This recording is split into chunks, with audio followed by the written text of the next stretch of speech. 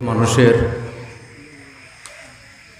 দৃঢ় বিশ্বাস সেটা হলো আকীদা, আর এই আকীদাই হলো সব আমলের ঈমানের মূল।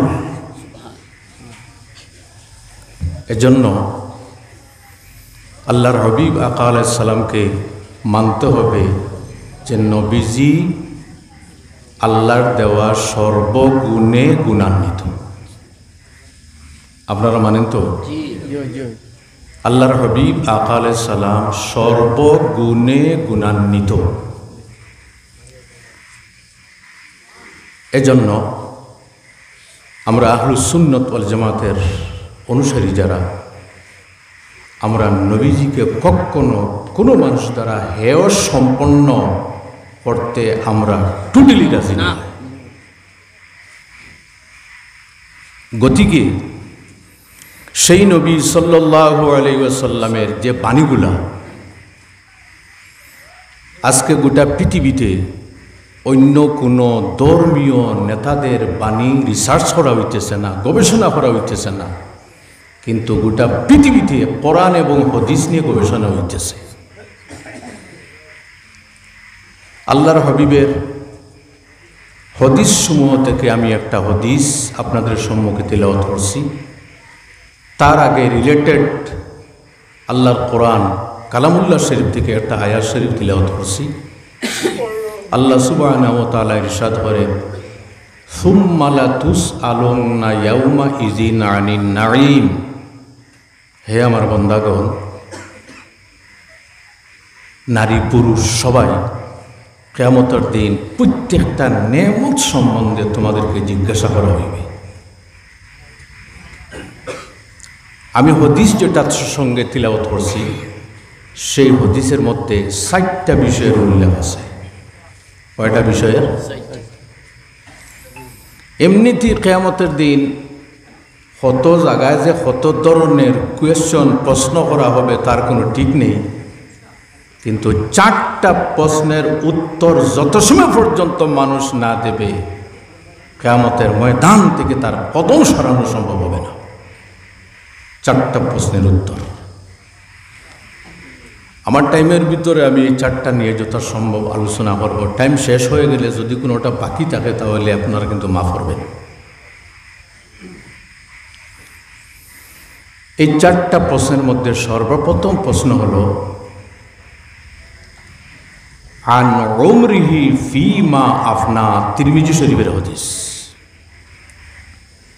হে আমার বান্দা, আমি তোমাকে জীবনকাল দিয়েছিলাম, তোমার জীবনকাল তুমি কোন কাজে ব্যয় করেছ?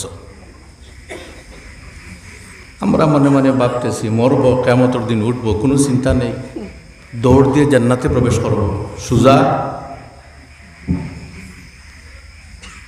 আমি তোমাকে জীবনকাল দিয়েছিলাম, সেই জীবনকাল তুমি কোন কাজে ব্যয় করেছ?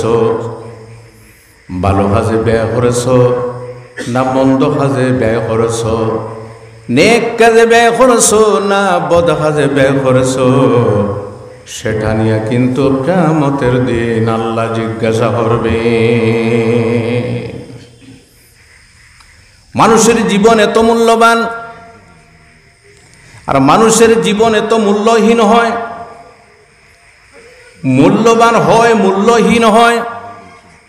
এজন্য আল্লাহর হাবিব আকা আলাইহিস সালাম বলেন, মানুষের জীবন এত মূল্যবান হয় যদি মানুষ সঠিক পথে তার জীবনটা যদি পরিচালনা করতে পারে, তাহলে সেই ব্যক্তির জীবনটা অনেক ফেরেশতাগণের জীবনের চাইতে উত্তম হয়ে যায়। অনেক ফেরেশতাগণের চাইতে তার জীবনটা উত্তম। বুঝতে পারতেছেন আপনারা আমাদের মূল্য কতটুকু? ফেরেশতাগণ আল্লাহর নূরের সৃষ্ট, তাদের মধ্যে গুনাহ করার কোনো ক্ষমতা নেই, অবাধ্যতার কোনো ক্ষমতা নেই, তাদের মধ্যে নাফরমানি করার কোনো যোগ্যতা নেই। আল্লাহ যে কাজে নিয়োজিত করেছেন সেই কাজটা সর্বদা করতেছেন, গুনাহ নাই, শুধুমাত্র তাসবিহ তাহলিল ইবাদত বন্দেগী আর আমরা মানব জাতি যারা আছি আমাদের মধ্যে গুনাহ করারও ক্ষমতা আছে, নেকির কাজ করারও ক্ষমতা আছে। আছে কি না? গুনাহরও ক্ষমতা আছে, নেকিরও ক্ষমতা আছে, দুইটা আছে, বিপরীত ধর্মী। গুনাহ করারও ক্ষমতা আছে, নেকির কাজ করার ক্ষমতা আছে। কিন্তু যখন মানুষ গুনার শক্তি দমন করে, নেকির কাজ করে, তাহলে সেই ব্যক্তির সম্মান হাজার হাজার ফেরেশতাগণের চাইতে আল্লাহ বাড়িয়ে দেন। এজন্য হাদিসে বর্ণিত বাদুল মুমিন আকরামু ইনদাল্লাহি মিন বাদিল মালাইকা, অনেক মুমিন অনেক ফেরেশতাগণের চাইতে উত্তম। আমাদের জীবনের মূল্য আছে, কিন্তু আমরা মনে করি কোনো মূল্য নেই। বুঝবা, কিয়ামতের দিন আল্লাহ জিজ্ঞাসা করবেন। কে জিজ্ঞাসা করবেন? জোরে উত্তর দেন। কে? আল্লাহ জিজ্ঞাসা করবেন। আল্লাহু আকবার। ছুটিয়া যাওয়ার ক্ষমতা আছে? লক্ষ লক্ষ করুর করুর মানুষের মধ্যে আমি লুকিয়ে থাকবো সম্ভব? কোনো সম্ভব না। আল্লাহ জিজ্ঞাসা করতেছেন। এর জন্য আল্লাহর হাবিব আলাইহিস সালাম হযরত আয়েশা সিদ্দিকা রাদিয়াল্লাহু তাআলা আনহাকে একটি দোয়া শিক্ষা দিয়েছেন। হযরত আয়েশা বলেন, ইয়া রাসূলুল্লাহ, কিয়ামতের দিন স্বয়ং আল্লাহ যখন জিজ্ঞাসা করবেন তখন আমরা তো ছাড় পাবো না। ইয়া রাসূলুল্লাহ, আল্লাহর দরবারে ক্ষমা প্রাপ্ত হইতে হইলে কোন দোয়ার শিক্ষা আপনি দিয়ে দেন। আল্লাহর হাবিব বলেন, হে আয়েশা গো, একটা দোয়া তুমি করিও। সেই দোয়াটি হলো আল্লাহুম্মা আসিবনি হিসাবান ইয়াসীরা। যাদের জানা আছে আমার সঙ্গে আপনারা পড়িও, আল্লাহুম্মা আসিবনি হিসাবান ইয়াসীরা। আয় আল্লাহ, কিয়ামতের দিন আমার হিসাবটা আপনি সহজ করিও। সেই দিন আল্লাহ জিজ্ঞাসা করতেছে, তোমাকে আমি জীবন দিয়েছিলাম, তোমার জীবন কোন কাজে ব্যয় করেছে? মানুষের জীবন এত মূল্যবান, একটা নেকির কাজের মাধ্যমে মানুষের জীবনের গতি পরিবর্তন হয়ে যায়, আর একটা গুনার কাজের মাধ্যমে মানুষ হিংস্র জন্তুর চাইতে আরো নিকৃষ্ট স্তরে পৌঁছে যেতে পারে।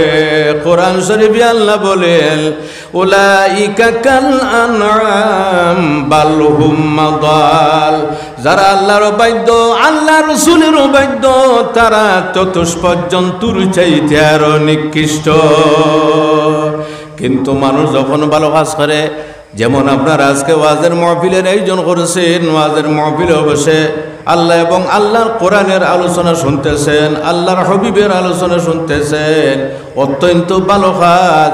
এই ওয়াজের মাহফিলের মাধ্যমে আমার জানা মতো হাজার হাজার মানুষের জীবনের গতি পরিবর্তন হয়ে গেছে। অনেক মানুষ বলে, ওয়াজ করে কি করবেন? ওয়াজ করে কি করবেন? আর আল্লাহ কোরআন শরীফে বলতেছেন, ও যাক্কির ফাইন্না যিকরা তানফাউল মুমিনিন। আমার হাবিব, আপনি ওয়াজ করুন, ওয়াজে মানুষের উপকার করে। মানুষের কি করে? উপকার করে। জীবন সম্বন্ধে আল্লাহ জিজ্ঞাসা করবেন। তখন কিয়ামতের দিন আল্লাহ যখন জিজ্ঞাসা করবেন, তুমি তোমার জীবন কোন কাজে ব্যয় করেছো, বলতে পারবো? আমাদের মুখ দিয়ে অতিরঞ্জিত কোনো কথা বাইর করতে পারবো? জি, সামনে খা আল্লাহ, জোরে বলবেন, খা সামনে। উল্টাপাল্টা কথা বাইর করতে পারবো? মুখ বন্ধ থাকবে সেই দিন। আল্লাহু আকবার। মনে মনে ভাববেন, মুখ বন্ধ, আমি কিভাবে কথা করব? কোরআন শরীফে আল্লাহ সুবহানাহু ওয়া তাআলা ইরশাদ করেন, আল ইয়াউমা নাখতিমু আলা আফওয়াহিহিম ওয়া তুকাল্লিমুনা আইদিহিম ওয়া তাশহাদু আরজুলুহুম বিমা কানু ইয়াকসিবুন। কিয়ামতের দিনে মানুষের মুখ বন্ধ থাকবে। আল্লাহ হাত দ্বারা কথা বলাইবেন, পা দ্বারা আল্লাহ কথা বলাইবেন। মানুষ মনে করতে পারে হাত কিভাবে কথাবার্তা করবে, পা কিভাবে কথাবার্তা করবে এর অনেক দৃষ্টান্ত পৃথিবীর মধ্যে রয়েছে। আচ্ছা, আল্লাহর ক্ষমতা আছে কিনা হাত দিয়ে পাও দিয়ে কথা বলাইবার? জি। এজন্য আমার ভাইয়েরা, সরকারের কিছু একটা বিভাগ আছে, যে বিভাগটা কিন্তু একটা আছে সিআইডি বিভাগ আর একটা আছে সিবিআই বিভাগ। যদি কোনো জায়গার মধ্যে কোনো অঘটন ঘটে, ফর এক্সাম্পল যদি কোনো মার্ডার হয়ে যায় আর মার্ডার আর ধরা না যায়, তাহলে সরকার সর্বপ্রথমে কিন্তু সিআইডি পাঠাইবে। কোনটা পাঠাইবে? সিআইডির কোনো নির্দিষ্ট রূপ আছে, ড্রেস আছে? আপনারা মনে মনে ভাববেন একজন ভিক্ষুক, তার গায়ের মধ্যে ছিঁড়া কাপড়, তার মাথার চুল এলোমেলো, আবর্জনার মধ্যে কি যেন খুঁজাইতেছে, আপনার বাড়ির সম্মুখে এসে হাঁটাফেরা করতেছে, আপনি বুঝতে পারতেছেন না, কিন্তু সেই ব্যক্তি সিআইডি হইতে পারে। এইভাবে আল্লাহ সুবহানাহু ওয়া তাআলার কিছু সিআইডি আমাদের সঙ্গে আছে, আমরা কিন্তু বুঝতে পারতেছি না। হাত দিয়ে গুনার কাজ করতেছি, পাও দিয়ে গুনার কাজ করতেছি, চক্ষু দিয়ে গুনার কাজ করতেছি, হাত দিয়ে মানুষের উপর জুলুম অত্যাচার করতেছি, পা দিয়ে গুনার কাজের দিকে হাঁটিয়ে চলাফেরা করতেছি। কিয়ামতের দিন সেই হাত আল্লাহর দরবারে জবাব দিবে, আল্লাহ আপনার বান্দাকে আপনি দুইটি হাত দিয়েছিলেন, সেই বান্দা কিন্তু আমার দ্বারা গুনার কাজ করিয়েছে। আয় আল্লাহ, আপনার বান্দাকে আপনি অত্যন্ত মূল্যবান দুইটি পা দিয়েছিলেন, সেই বান্দা কিন্তু পা দিয়ে গুনার কাজের দিকে সে দাবিত হয়েছিল।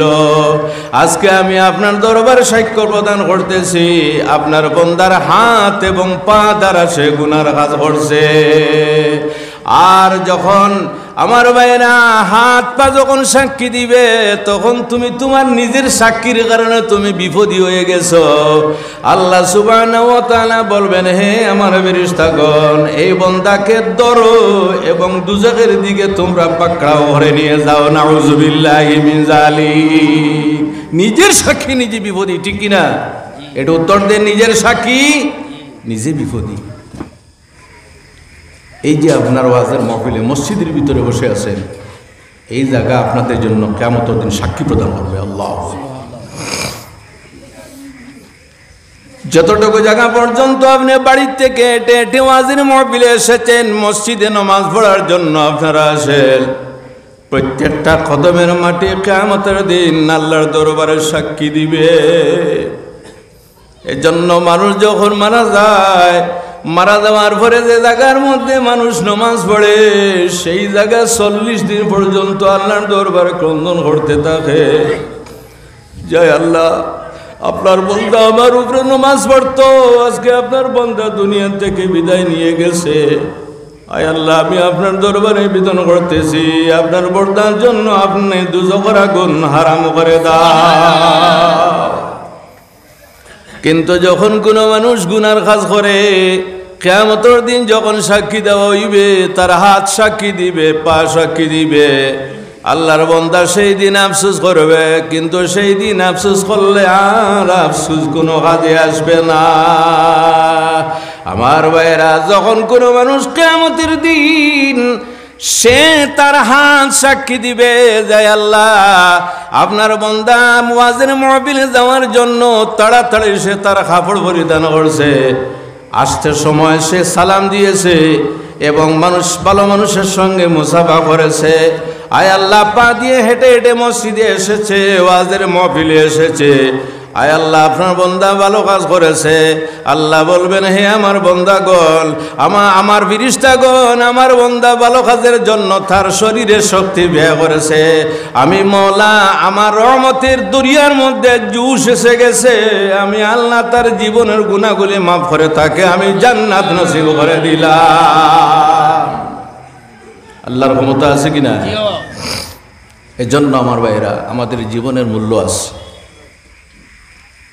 জীবনের প্রতিটি মুহূর্তের কিন্তু মূল্য আছে আমাদের, আমরা কিন্তু বুঝি না। আপনারা আজ থেকে মনে মনে আপনারা এই কথা কেটে নিবেন যে জীবনের মূল্য আছে, তাই বলে যদি কোনো মানুষের উপকার করতে না পারেন তাহলে কোনো মানুষের ক্ষতি করবেন না। কোনো মানুষের স্বভাব কোনো মানুষের উপকার করতে চায় না।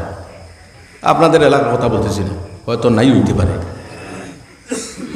কোনো মানুষের স্বভাব উপকার কথা তো দূরের কথা, সর্বদা উপকারে থাকে, ঠিক কিনা? ক্ষতির মধ্যে থাকে। আচ্ছা, কোনো মানুষের ক্ষতি করে পার্মানেন্টলি কোন তার ক্ষতিগ্রস্ত করাইতে পারবেন না, নিজের ক্ষতি হবে। আমরা তো এটা বুঝি না। এজন্য আল্লাহ রাব্বি বলেন, ইন্নাল্লাহা তাআলা ফি আউনিল আবদি মা দামাল আবদু ফি আউনি আখিহি। যখন কোনো বান্দা তার ভাইয়ের সাহায্যার্থে থাকে, আল্লাহ সুবহানাহু ওয়া তাআলা সেই বান্দার সাহায্যার্থে আল্লাহ থেকে যায়। এজন্য আপনি মুমিন অন্য মুমিনের সাহায্য সহযোগিতা করবেন। যদি কোনো জায়গার মধ্যে দেখা যায় গয়র মুমিন নন মুসলিম যারা, তাদের যদি সাহায্যের প্রয়োজন পড়ে সাহায্য করবেন, কোনো অসুবিধা নাই। ইসলাম এমন একটি আদর্শ, যে আদর্শ দেখে দেখে হাজার হাজার মানুষ পৃথিবীর মধ্যে মুসলমান হয়ে গেছে। আমাদের আদর্শ নবীজির আদর্শ। আল্লাহু আকবার। আল্লাহর হাবিব আলাইহিস সালাম কি সুন্দর নবী, কি আদর্শবান নবী। মসজিদে নববীতে নবীজি যাইতেন, কিন্তু একজন মহিলা নবীজির প্রতি এত বিদ্বেষ ভাব ছিল, দেখতে পারত না। বরং নবীজির রাস্তার পথের মধ্যে হাঁটা গাড়িয়ে রাখত। কি গাড়িয়ে রাখত? হাঁটা, বুঝেন তো, গোসা। আল্লাহর হাবিব যখন মসজিদে নববীতে যেতেন, সঙ্গে সঙ্গে জিবরিল এসে বলতেন, ইয়া রাসূলুল্লাহ, সোজাসুজি যাবেন না, একটু ডান অথবা বাম হয়ে আপনি মসজিদে যাবেন। আপনার পায়ের মধ্যে খাটাবিদ্ধ হওয়ার জন্য একজন মেয়ে লোক রাস্তার মধ্যে হাঁটা গেড়ে রেখেছে। আপনার পায়ের মধ্যে ঢুকবে, মসজিদে নববীতে গিয়ে যন্ত্রণা বোধ করবেন, সে কিন্তু খুশি হবে। নবীজি এইভাবে প্রতিদিন মসজিদে যাইতেন। শোনার পরে কিন্তু নবীজির রাগ উঠে নাই,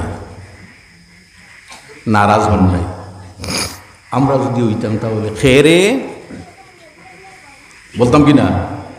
একটু জোরে আওয়াজ দেন, বলতাম কিনা? হঠাৎ দেখা গেল একদিন রাস্তার মধ্যে কাটা গাড়া নাই, কোষা গাড়া নাই। নমাজ শেষে আল্লাহর হাবিব জিজ্ঞাসা করলেন, সাহাবায়ে কেরামেরা, আজকে আমার রাস্তার মধ্যে কোনো কারণে হাঁটা গাড়া নেই। নবীজিকে বলা হলো, ইয়া রাসূলুল্লাহ, যে মেয়ে লোকটি আপনার রাস্তার মধ্যে হাঁটা গাড়িয়ে রাখত, সেই মেয়ে লোকটি অসুস্থ অবস্থায় ঘরের মধ্যে আছে। আল্লাহর হাবিব বললেন, চলো ওই মেয়ে লোকটিকে দেখতে যাব। আল্লাহু আকবার। দেখুন আদর্শ। আল্লাহর হাবিব কয়েকজন সাহাবাকে নিয়ে সেই মেয়ে লোকটির ওখানে গেলেন। যাওয়ার পরে দেখলেন শয্যাশায়ী। ঘরে ঢুকার সঙ্গে সঙ্গে পারমিশন নিয়ে ঘরে ঢুকলেন। মেয়ে লোকটিকে বললেন, মা গো, তোমার কোনো অসুবিধা আছে কি? মেয়ে লোকটি দেখার সঙ্গে সঙ্গে নয়নের জল ছেড়ে ক্রন্দন করতেছে। যে ব্যক্তির প্রতি এত বিদ্বেষ ভাব, যে ব্যক্তি রাস্তার মধ্যে আমি খাটা গাড়িয়ে রাখতাম কষ্ট দেওয়ার জন্য, আজকে সেই নবী আমার ঘরের মধ্যে আমাকে দেখতে এসেছেন। আল্লাহর হাবিব বলেন, মা গো, তোমার কি হয়েছে? তুমি কোন কারণে শয্যাশায়ী অবস্থায়? মেয়ে লোকটি বলল, হায় রে, এত দয়ার এবং এত মায়ার নবী, যে নবীর জন্য আমি অনেক কষ্ট করে রাস্তার মধ্যে আমি খাটা গাড়িয়ে রাখতাম, আজকে সেই নবী আমার ঘরের মধ্যে এসেছেন আমাকে দেখার জন্য। মেয়ে লোকটিকে রাসূলুল্লাহ জিজ্ঞাসা করেন, তোমার কোনো সেবা করার প্রয়োজন আছে কি? আল্লাহর হাবিবকে বলল, ইয়া রাসূলুল্লাহ, আমার জলপানের ইচ্ছা, কিন্তু আমার বিছানা থেকে উঠিবার মতো আমার ক্ষমতা নাই। আল্লাহর হাবিব নিজের হাত মুবারক দ্বারা কলস থেকে জল পাত্রের মধ্যে লইলেন। লোহার পরে সেই মেয়ে লোকটিকে পান করাইলেন। পান করানোর পরে বললেন, মা গো, আর কোনো তোমার সেবা আছে কি? আল্লাহর হাবিব পারমিশন নিয়ে ঘর থেকে বিদায় নিতেছেন। তখন মেয়ে লোকটি বলল, ইয়া রাসূলুল্লাহ, এখন পর্যন্ত আমার ঘর থেকে আপনি যাইতে পারবেন না। ইয়া রাসূলুল্লাহ, একটা শেষ কথা আমার আপনার কাছে বলার আছে। সেই কথাটি হলো, ইয়া রাসূলুল্লাহ, আমি আপনাকে অনেক কষ্ট দিয়েছি, কিন্তু জীবনে কোনোদিন আপনার মুখ থেকে কোনো বদদুয়া শুনি নাই। ইয়া রাসূলুল্লাহ, আপনি এমনিতে যাইতে পারবেন না, আমাকে কলিমা পড়িয়ে মুসলমান বানাইয়া ঘর থেকে বের হইতে লাগবে। নারায়ে তাকবীর, নারায়ে রিসালাত। এই ছিল নবীদের আদর্শ। আর আজকে আমরা মুসলমানের আদর্শ, প্রতিবেশীর সঙ্গে কোনো মিল নাই। আছে কিনা? একটু জোরে আওয়াজ দেবেন, আছে কিনা? কোনো প্রতিবেশী যদি ধনী হয়ে যায় তাহলে অন্য প্রতিবেশীর জ্বালায় আর ঠাই নাই। চাকরি হয়ে গেলেও হিংসা, গাড়ি কিনলেও হিংসা, ভালো কাপড় পরিধান করলেও হিংসা। জি, হিংসা করে কোনো লাভ হবে? কোনো লাভ হবে? কোনো লাভ হবে না। আল্লাহ হাবিবের আদর্শ কি বলবো? আল্লাহ শরীর দিয়েছেন, জীবন দিয়েছেন, সেই জীবন দিয়ে আমরা ভালো কাজ করব। আল্লাহর হাবিবের আদর্শ দেখুন আমার ভাইয়েরা। নবীজি সাল্লাল্লাহু আলাইহি ওয়াসাল্লামের খেদমতে একজন ইহুদি যুবক থাকত।